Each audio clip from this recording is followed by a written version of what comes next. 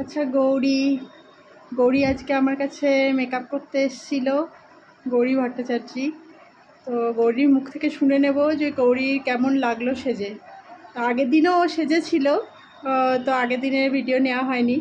তো আজকে ওর কাছ থেকে শুনে নিই কেমন লেগেছে আমার কাছে সেজে। আচ্ছা, আমি আগের দিনও সেজেছিলাম দিদির কাছে, তো আগের দিনও আমার খুব পছন্দ হয়েছিল। আগের দিন আমি আট কৌড়ে করে শাড়ি পরেছিলাম, আর দিদি সব থেকে ভালো যেটা, যেমন যেমন আমি চেয়েছিলাম তেমনই সাজিয়ে দিয়েছিল। আগের দিন আমি যেরকম বিয়ে বাড়ির লুক চেয়েছিলাম সেরকম পুরো এক্স্যাক্ট করেছিল। আমি খুব হ্যাপি ছিলাম, সবাই দেখে খুব প্রশংসা করেছিল কে করেছে কে করেছে। Thank you. আর আজকেও আমার শাড়িটা একটু অন্যভাবে পরার ছিল, আমি জানতাম না আমি কীভাবে পরবো, কনফিউজ ছিলাম। তো দিদি পুরো শাড়ি দেখে শুনে পরিয়ে দিয়েছে, আর মেকআপও খুব সুন্দর করেছে। আর চুল টুলও আমি যেরকম চেয়েছিলাম এক্স্যাক্ট দিদি সেরকমই করে দিয়েছে। তো আমি খুব হ্যাপি আর খুব স্যাটিসফাইড, আর খুব সব ভালো লেগেছে তো ভালো ওভারঅল? লেগেছে।